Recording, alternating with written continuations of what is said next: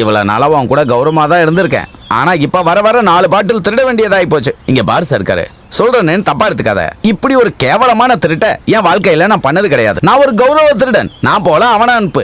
சும்மா பேசிக்கிட்டு இருக்காம போய் எடுத்துட்டு வாடா. சர்க்காரு, இந்த சாராய மூலிகை போட்டு காய்ச்சினது வேணுமா, பேட்டரி போட்டது வேணுமா? நவதானியம் போட்டது. எதா இருந்தாலும் சரக்குன்னு வந்தா அது மனுஷனை சந்தோஷப்படுத்துற ஒரு தீர்த்தம்னே டெல்லியில பிரசாந்த் சொல்லியிருக்காரு. கையிலோடு விளையாடி மலையோடு உறவாடி. சர்க்காரு, உன் கூட சேர்ந்ததுக்கு அப்புறம் முன்ன மாதிரி திருட முடியாதுன்னு தான் நான் நினைச்சேன். இந்த கம்பி போதுமா? இப்போதைக்கு நம்ம கஷ்டத்தை போக்குறதுக்கு இத்தனை கம்பிங்க போதும். கம்பியை வச்சு எப்படி கஷ்டத்தை தீப்ப? டேய், என் வீட்ல இருந்து ஒரு செங்கல் கூட எடுக்க உரிமை இல்லைன்னு தானே என்கிட்ட அவ சொன்னா. பரதேசி, அவளுக்கு நான் யாரும் காட்டுறேன். கம்பியை வச்சு என்ன பண்ண போற? நீயே பாரு. ஓ, ஷாக்கு வைக்க போறியா? வேடிக்கை பார்க்காம மேல ஏறாடி. கொஞ்சமா குனிய. ஏறா பண்ணிட்டு இருக்க? நீ தானே மேல ஏற சொன்ன? ஏன் மேல இல்ல, தென்னை மரத்து மேல. ஏன்டா அப்படி பாக்குற? தென்னை மரம் ஏறது உனக்கு ஒன்றும் புதுசு இல்லையா? தென்னை மரத்துல கல் எடுக்க தான் ஏறி இருக்கேன். இந்த மரத்துக்கு மேலையும் கல் இருக்குன்னு நினைச்சுக்கிட்டே ஏறு. புடிடா இத. ஏறாடே.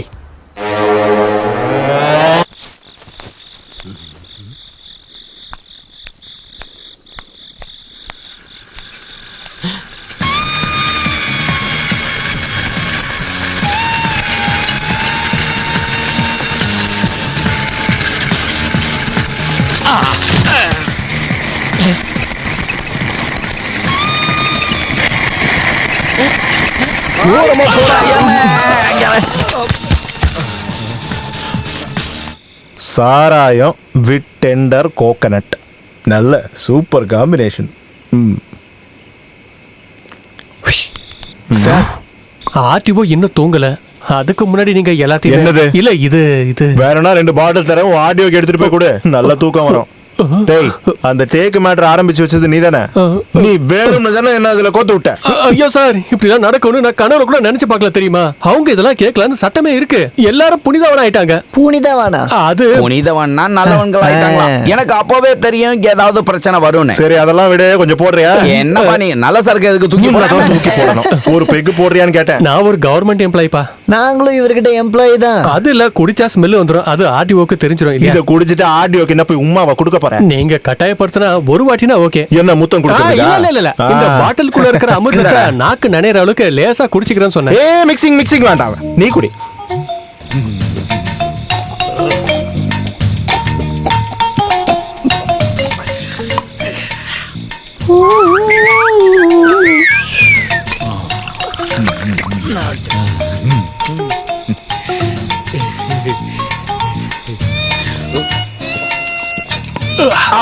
அவன் வந்ததுக்கு அப்புறம் ஒரு 10 ரூபாய் சம்பாதிக்க முடியல. வெறும் 10 ரூபாய் சார், அதே என்னால சம்பாதிக்க முடியல தெரியுமா? சம்பளம் இல்லாம தான் என் குடும்பமே ஓடிட்டு இருக்கு. சம்பளம் இல்லையா? இன்னொரு பேக்க ஊத்துறா. தடுத்துக்கிட்டே இருந்தா எப்படிதான் வாழ்க்கையில முன்னேறி போறதா? தடுக்கிறதுலாம் இருக்கட்டும், முதல்ல இதை தொட்டுக்க. அது லஞ்சம் வாங்குறது ஒன்றும் தப்பு கிடையாது. அப்ப தப்பு இல்ல.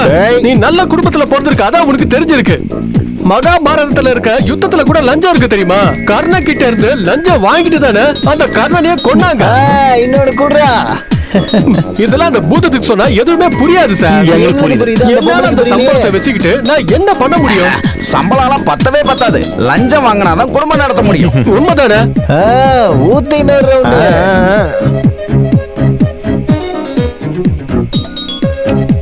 அது நீ குடும்பத்தோட நல்லா இருக்கிறதுக்கு நான் வழி பண்ணி தந்தா எப்படி?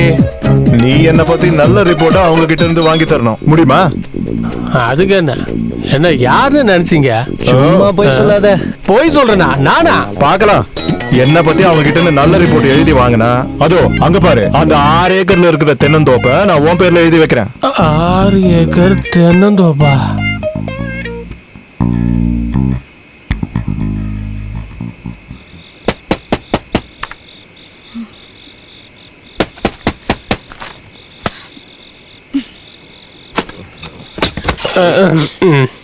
நான் உங்ககிட்ட கொஞ்சம் பேசணும்.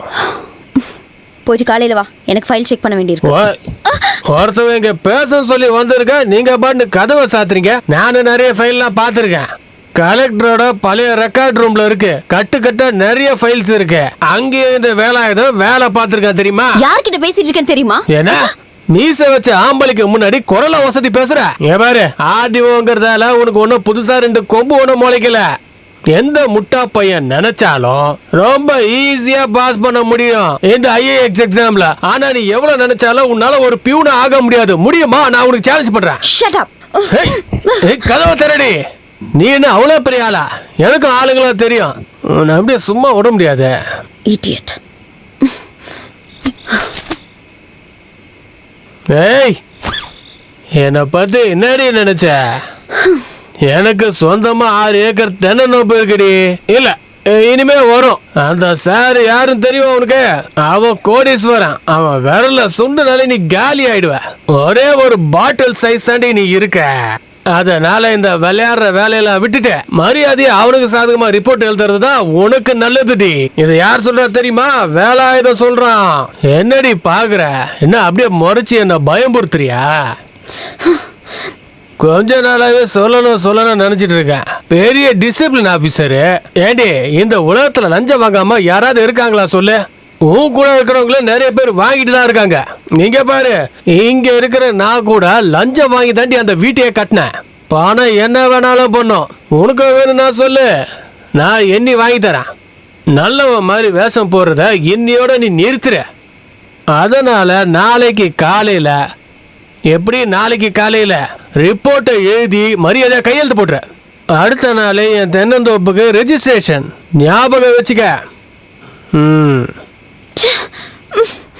மேடம் கேம்ப் ஆஃபீஸில் தங்குறது தான் பெரிய பிரச்சனையே. ஆமாம், இல்லைன்னா ஒரு 10 நிமிஷம் லேட்டாக கூட வரலாம், பிரச்சனை இல்லை. நம்ம வேலை தானே படுத்துருக்கிறது.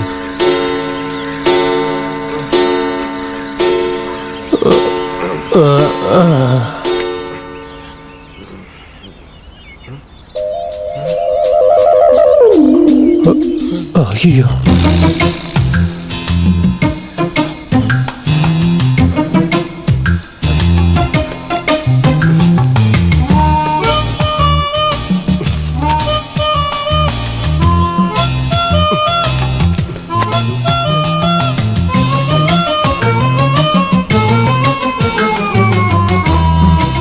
அடுத்த மாசம் ஆர்டிஓ டூர் ப்ரோக்ராம கலெக்டருக்கு அனுப்பிட்டீங்களா? இல்ல. அதான பார்த்தேன். நான் 1/2 மணி நேரம் லேட் ஆகுதா எதுவுமே நடக்காது. ஓ, ஸ்டாக் போஸ்ட் ஸ்டேட்மெண்ட் இன்னும் எடுக்கலையா? சீக்கிரமா எடுங்க சார். எங்க போற? மேடம் கிட்ட கொடுக்க. மேடம் கிட்ட நான் கொடுக்குறேன். அதுக்கு நான் இருக்கேன். நீ போய் டைப் பண்ணு. Good morning madam.